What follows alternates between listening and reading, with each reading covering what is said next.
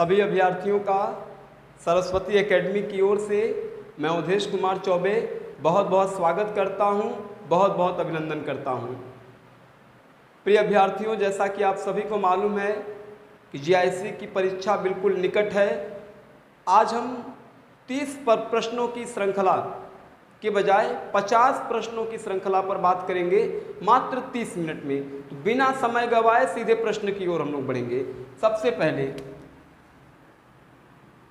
इला किसका पर्यायवाची है? इला पर्यायवाची है। आपको बताना है कि इला किस शब्द का पर्यायवाची है। तो उत्तर क्या हो जाएगा? धरती। उर्वी है, इला है, धरित्री है, ये सभी धरती के पर्यायवाची हैं। दूसरा, यह दीप अकेला, यह दीप अकेला गर्व भरा मदमाता, गर्व भरा मदमाता किसकी पंक्ति है? यह दीप अकेला गर्व भरा मदमाता, इसको भी पंक्ति दे दो। इस पंक्ति को लिखने वाले कौन हैं? तो प्रयोगवाद के प्रवर्तक सच्चिदानंद हीरानंद वात्स्यायन अज्ञेय। यह दीप अकेला गर्व भरा मदमाता, इसको भी पंक्ति दे दो। इसको कहने वाले कौन हैं? सच्चिदानंद हीरानंद वात्स्यायन अज्ञेय। आज 6 सितंबर है, सोमवार का दिन है। अब हम प्रतिदिन प्रयास करेंगे कि 24 घंटे के अंतराल में 50 प्रश्न आपको 30-30 मिनट के अंतर्गत दिए जाए। ठीक है। अगला प्रश्न हमारा है, उस्मान के गुरु, उस्मान के गुरु कौन थे? बहुत लंबा प्रश्न भी हम नहीं लिखेंगे। उस्मान के गुरु हाजी बाबा, हाजी बाबा, ये उस्मान के गुरु थे, हाजी बाबा। अगला प्रश्न है हमारा, साहित्य लोचन किसकी रचना है? साहित्य लोचन किसकी रचना है? तो सभी लोगों को मालूम होगा, बताइएगा क्या होगा। उसके बाद तो उत्तर हम लिखते हुए चलेंगे, लेकिन प्रश्न आप तक पहुंचता रहेगा। अलंकार मंजूषा किसकी रचना है? अलंकार मंजूषा किसकी रचना है? छठा प्रश्न,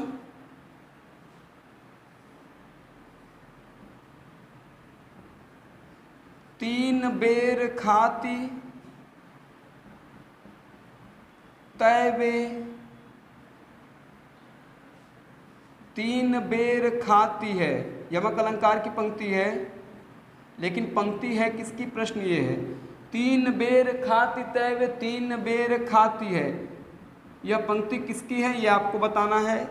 सातवां प्रश्न, प्रेमचंद किसकी आलोचनात्मक पुस्तक है? 1941 में यह पुस्तक लिखी गई थी। प्रेमचंद किसकी आलोचनात्मक पुस्तक है? यह आपको बताना है। आठवां प्रश्न,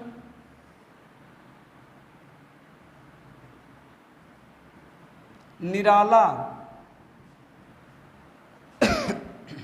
एक आत्महंता आस्था किसकी पुस्तक है? किसकी पुस्तक है?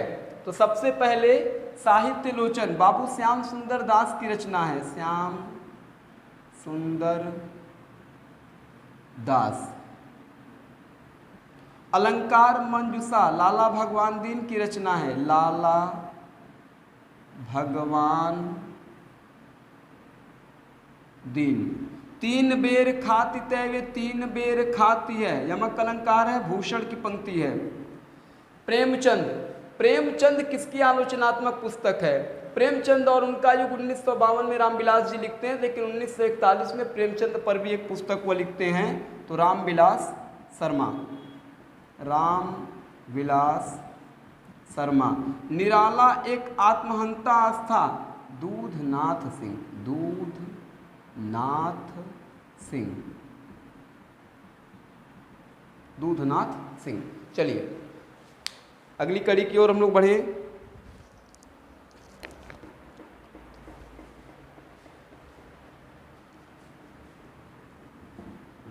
क्योंकि 30 मिनट में करीब करीब 50 प्रश्न देने हैं, तो गति को थोड़ा सा तेज करना होगा हमें। चलिए अगला प्रश्न। स्नेह लीला किसकी रचना है? स्नेह लीला किसकी रचना है? स्नेह लीला के रचनाकार, तब तक मन में सोचते रहिए, कलधौत हेम जातरूप किसके पर्यायवाची हैं? पर्यायवाची हैं। आपको बताना है कि ये पर्यायवाची हैं किसके। हालाते कन्हैया किसकी रचना है? हालात ए कन्हैया किसकी रचना है?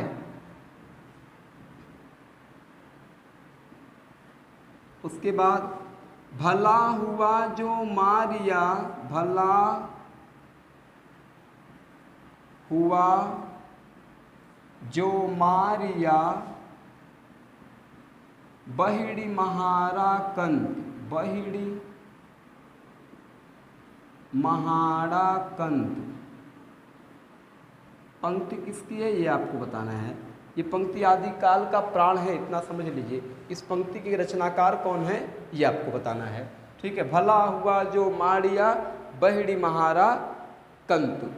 जामुन का पेड़ किसकी रचना है? जामुन का पेड़। उसके बाद ठकुरी बाबा किसकी रचना है? ठकुरी बाबा किसकी रचना है? ये दोनों मेरे ख्याल से नेट के सिलेबस का भी हिस्सा है, पाठ्यक्रम का हिस्सा है। हिंदी साहित्य का 80 वर्ष किसकी आलोचनात्मक पुस्तक है? हिंदी साहित्य का 80 वर्ष किसकी आलोचनात्मक पुस्तक है? 80 वर्ष हिंदी साहित्य का 80 वर्ष किसकी आलोचनात्मक पुस्तक है? एकाग्रता ही आत्म साक्षात्कार की कुंजी है। आत्म साक्षात्कार की कुंजी है। ठीक है। पहला, स्नेह लीला किसकी रचना है? विष्णु दास। विष्णु दास प्रश्न पूछा हुआ है। कलधौत हेम जातरूप किसका पर्यायवाची है? सोना। हालाते कन्हैया किसकी रचना है? अमीर खुसरो। जेहाल मिसकी मगुन तगा फूल दुराए नैना बनाए बतिया। सखी पिया को जो न मैं देखूं तो कैसे काटूं अंधेरी रतिया। काफी चर्चित पंक्ति है इनकी। भला हुआ जो मारिया बहिड़ी महारा कंत। लज्जे जंतु वै सिंहू जय भागा घरेयंतु। नायिका कहती है कि अच्छा हुआ मेरा प्रियतम मारा गया, अगर वो हार कर आता तो ये मेरे लिए लज्जा का विषय होता। जामुन का पेड़ कृष्णा चंद्र की रचना है। कृष्णा चंद्र की रचना है। ठकुरी बाबा किसकी रचना है? महादेवी वर्मा। महादेवी वर्मा। हिंदी साहित्य का 80 वर्ष शिवदान सिंह चौहान। शिवदान सिंह चौहान।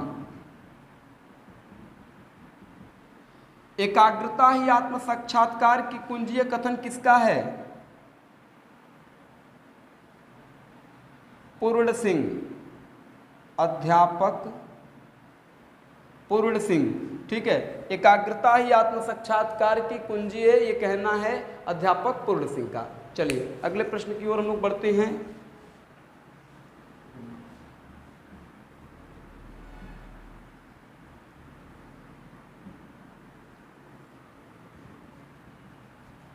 आठ प्रश्नों के साथ चल रहे हैं। चलिए आगे चलते हैं। अगला प्रश्न, आलोचक की आस्था किसकी पुस्तक है? आलोचक की आस्था। आलोचक की आस्था उत्तर जानबूझ के नहीं लिख रहे हैं कि तब तक प्रश्न यह हमारे मन में बना रहेगा। ठीक है, आलोचक की आस्था किसकी पुस्तक है? आगे,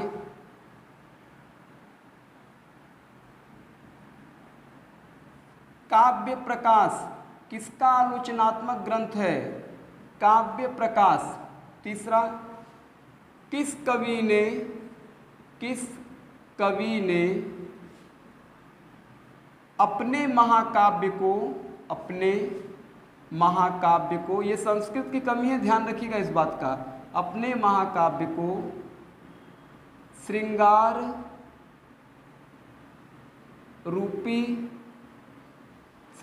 रूपी अमृत का चंद्रमा कहा है? अमृत का चंद्रमा कहा है? चंद्रमा कहा है?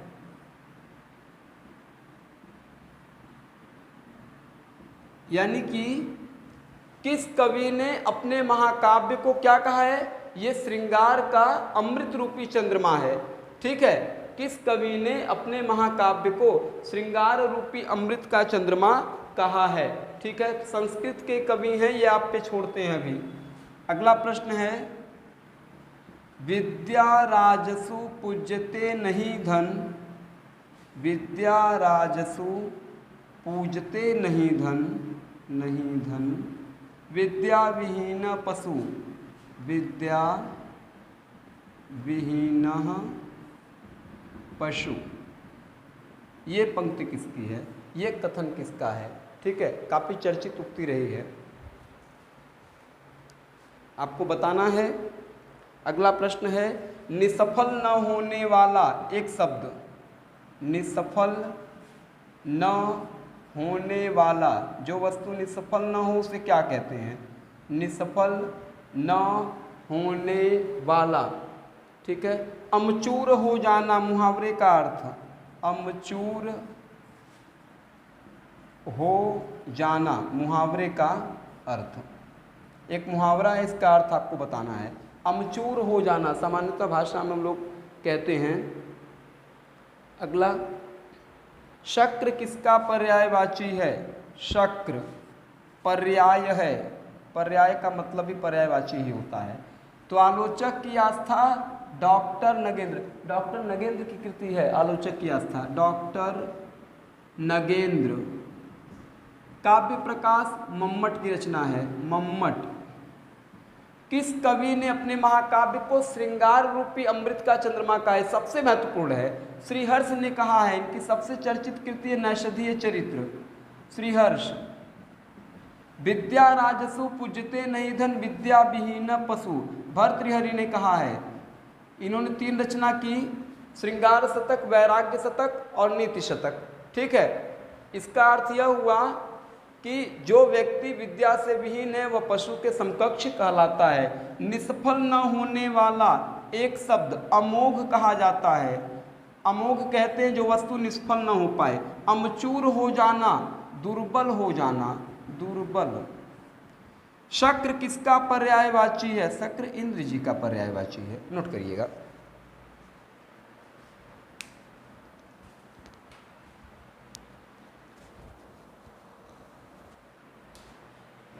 शक्र इंद्र जी का पर्यायवाची है। ठीक है, चलिए आगे चलते हैं हम लोग।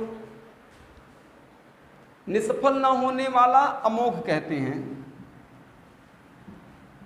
कर्ण को इंद्र जी अमोघ अस्त्र देते हैं। दे अमोघ सरदान सिधारे देवराज अंबर को, व्रत का अंतिम मूल्य चुका कर गया कर्ण निज घर को। ये कर्ण के प्रसंग में इसकी चर्चा मिलती है। ठीक है, आगे चलें। अदोषौ शब्दार्थौ सगुणावलंकृति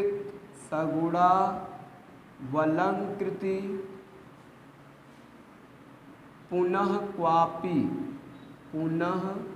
क्वापि, ये किसने कहा? ठीक है, अदोषौ शब्दार्थौ सगुणावलंकृत पुनः क्वापि। प्रत्यूष का अर्थ क्या होता है? प्रत्यूष का अर्थ, आगे, खरा खेल फरुखाबादी मुहावरे का अर्थ। खरा खेल फरुखाबादी मुहावरे का अर्थ। खरा खेल फरुखाबादी मुहावरे का अर्थ। महाकवि की तर्जनी किसकी पंक्ति है, किसकी रचना है? महाकवि की तर्जनी किसकी पंक्ति है? रचना पूछा जा रहा है, महाकवि की तर्जनी। आगे, शिरीष के फूल निबंध के लेखक ललित निबंधकार हैं। शिरीष के फूल, अशोक के फूल है, शिरीष के फूल है, बलचनमा है, अनामदास का पोथा है। ठीक है, आगे, चिदंबरा पर किस सन में ज्ञानपीठ मिला? चिदंबरा पर ज्ञानपीठ किस सन में मिला? पंत की रचना है। किस सन में मिला? सन में मिला।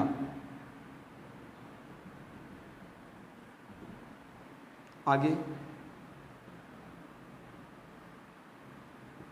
हिंदी में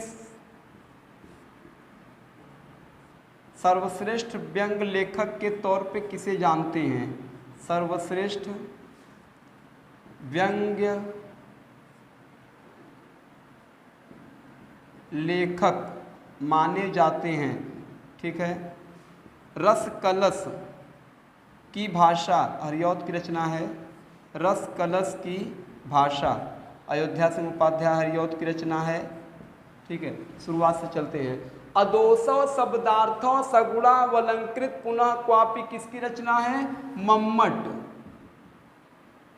मम्मट की रचना है। प्रत्यूष का अर्थ क्या होता है? प्रातः काल, प्रातः काल। खरा खेल फरुखाबादी निष्कपट व्यवहार जिसका होता है उसको कहते हैं खरा खेल फरुखाबादी। निष्कपट व्यवहार, निष्कपट व्यवहार, छल कपट जिसके मन में नहीं होता है, होना भी नहीं चाहिए। महाकवि की तर्जनी कुबेर नाथ राय, कुबेर नाथ राय। शिरीष के फूल हजारी प्रसाद द्विवेदी, हजारी प्रसाद द्विवेदी।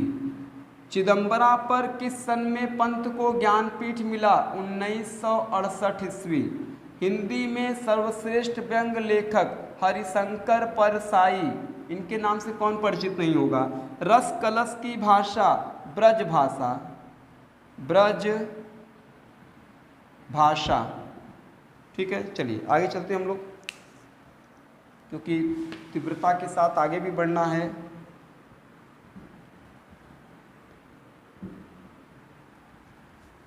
पचास प्रश्न को लेकर हम आएंगे। आज हम 5वें संस्करण में मौजूद हैं, तो 50 प्रश्नों की श्रृंखला हमारी जारी रहेगी। आज सोमवार है, मंगलवार को भी इन प्रश्नों को हम लेकर आपके समक्ष उपस्थित होंगे।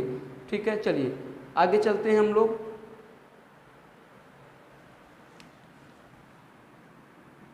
एक लहै तप पुंजन के फल, तप पुंजन के फल, ज्यों तुलसी अरु सूर गोसाई, ज्यों तुलसी अरु सूर गोसाई। किसकी पंक्ति है? सूर गोसाई पंक्ति किसकी है? ठीक है, एक लहै तप पुंजन के फल, ज्यों तुलसी अरु सूर गोसाई। एक लहै बहुसंपत्ति केशव भूषण, ज्यों बलवीर बड़ाई। एकन को जसही सुप्रयोजन है, रस खान रहीम किनाई। दास कवितन की चर्चा, बुद्धिवंतन को सुखदय सब ठाई। ठीक है, काव्य प्रयोजन के संदर्भ में भिखारी दास की पंक्ति है। भिखारी दास श्रृंगार निर्णय, काव्य निर्णय, छंदारणव पिंगल, दास के नाम से भी इनको जानते हैं। काव्य निर्णय है, श्रृंगार निर्णय है, ठीक है, और छंदारणव पिंगल।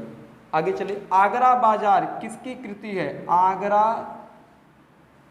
बाजार, आगरा बाजार हबीब तनवीर, हबीब तनवीर, हबीब तनवीर की पंक्ति है आगरा बाजार। काफ़ी चर्चित रचना रही है, नाटक रहा है, ठीक है, आगरा बाजार। जयशंकर प्रसाद का प्रथम नाटक है सज्जन, इसका प्रकाशन वर्ष क्या है? ध्रुव स्वामिनी 33 में है, लेकिन सज्जन ये पहला नाटक है, क्या प्रकाशन वर्ष है? 1910। नागरी प्रचारणी सभा की स्थापना किस सन में हुई? काशी में है। नागरी प्रचारणी सभा की स्थापना किस सन में हुई? तो नागरी प्रचारणी सभा की स्थापना 1893। टोपी शुक्ला किसका उपन्यास है? टोपी शुक्ला किसका उपन्यास है? राही मासूम रजा। कटरा बियारजू है, आधा गांव है, हिम्मत जौनपुरी है, दिल एक सादा कागज है। आगे, सुन्नर पांडे की पतोहू के रचनाकार? सुन्नर पांडे की पतोहू चर्चित उपन्यास है अमरकांत। अमरकांत।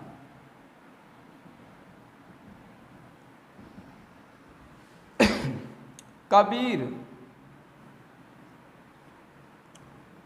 किसकी आलोचनात्मक पुस्तक है? किसकी आलोचनात्मक पुस्तक है? किसकी आलोचनात्मक पुस्तक है? तो हजारी प्रसाद द्विवेदी। हजारी प्रसाद। कबीर पे सबसे बड़ा काम अगर किसी का है तो वह आचार्य हजारी प्रसाद द्विवेदी का है, जिन्होंने कहा था कि कबीर वाड़ी के डिक्टेटर है। नोट कीजिएगा।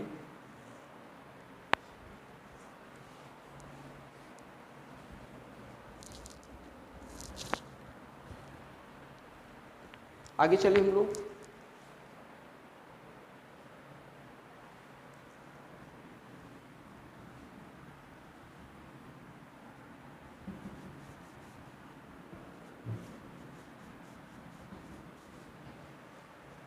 अगला है, बिहारी के काव्य का नया मूल्यांकन किसकी पुस्तक है?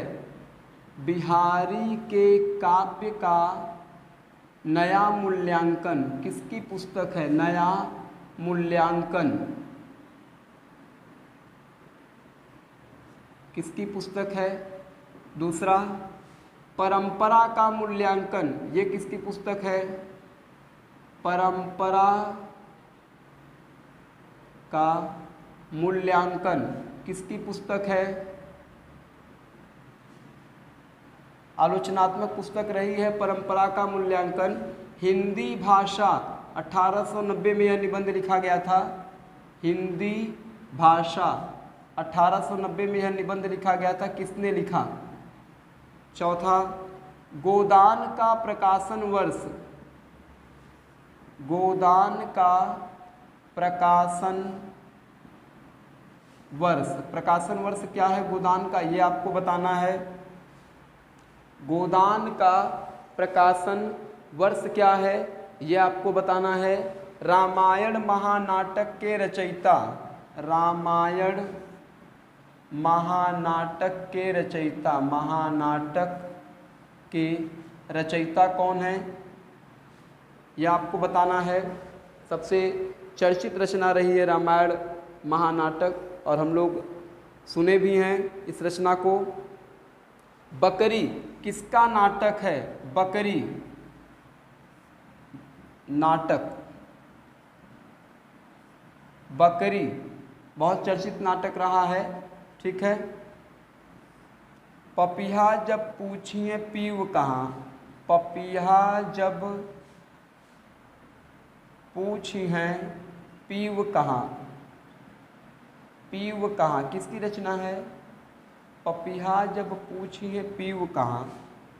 समस्या पूर्ति रहा है और काफ़ी चर्चित भी रहा है। पपीहा जब पूछी है पीव कहाँ। मसृण का विलोम। मसृण का विलोम। मसृण का विलोम। मसृण का अर्थ होता है कोमल। बिहारी के काव्य का नया मूल्यांकन। बच्चन सिंह। बहुत सुंदर पुस्तक है, अवसर मिले तो कभी जरूर पढ़िएगा। परंपरा का मूल्यांकन, रामविलास शर्मा, रामविलास शर्मा। हिंदी भाषा, भारतेंदु हरिश्चंद्र, इनके निधन के बाद ये निबंध प्रकाशित हुआ, भारतेंदु हरिश्चंद्र। गोदान का प्रकाशन वर्ष 1936। रामायण महानाटक के रचयिता प्राणचंद्र चौहान, प्राणचंद्र चौहान।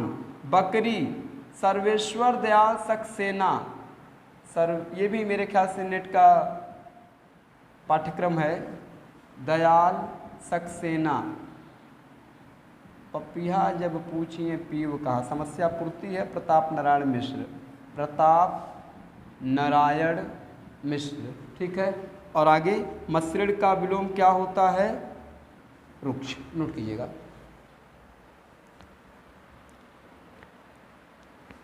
मसृण का विलोम रुक्ष। आगे चले हम लोग।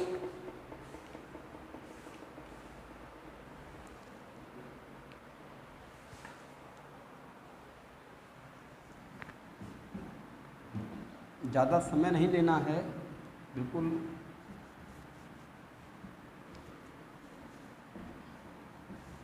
आगे है। द्विवर का तद्भव क्या होगा? द्विवर का तद्भव क्या होगा? द्विवर का तद्भव क्या होगा? दूसरा, मछली पकड़ने वाली जाति, मछली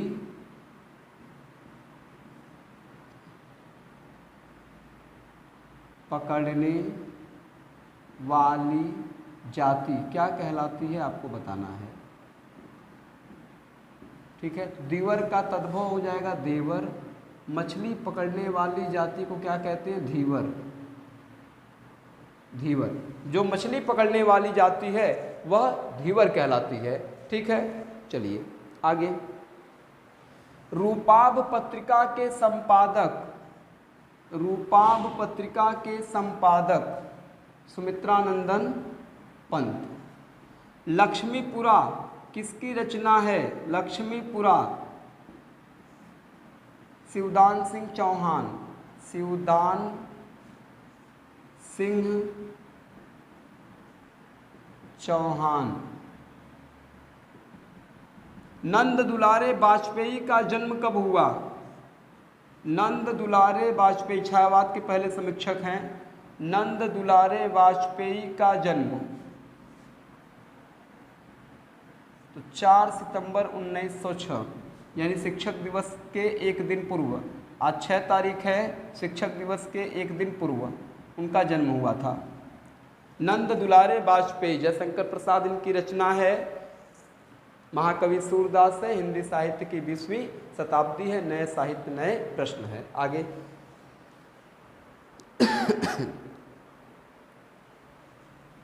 कुवलय किसका पर्यायवाची है? कुवलय तामरस शतदल तो किसका है? कमल।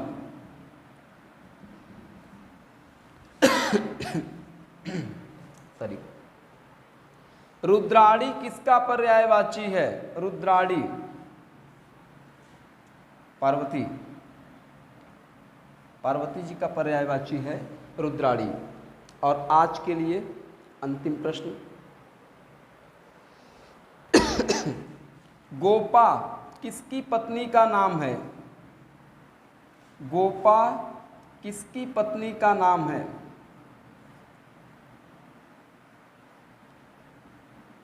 का नाम है तो गौतम बुद्ध, गौतम बुद्ध। गोपा भी नाम है, भदकक्षणा भी नाम है, ठीक है। यशोधरा भी नाम है। यशोधरा तो मैथिली शरण गुप्त की चर्चित पंक्ति है। तो करीब करीब 50 प्रश्न देने का मेरा प्रयास है, क्योंकि 30 मिनट का संकेत हमको बराबर हो रहा है कि 30 मिनट में ही इसको कंप्लीट करना है। मेरा प्रयास भी है कि 30 मिनट से ऊपर का वीडियो न जाए, क्योंकि यथाशीघ्र आप देखते हुए आगे बढ़ेंगे और कल फिर हम 50 प्रश्नों की श्रृंखला के साथ हाजिर होंगे मंगलवार के दिन। आज सोमवार है, 6 सितंबर है। एक मेरा अनुरोध आपसे है, लगातार आप अध्ययन कीजिए। दिनकर जी ने कहा, ठमठोक ठेलता है जब नर, पर्वत के जाते पांव उखड़। मानव जब जोर लगाता है, पत्थर पानी बन जाता है। जो बत्ती नहीं जलाता है, रोशनी कहाँ वह पाता है।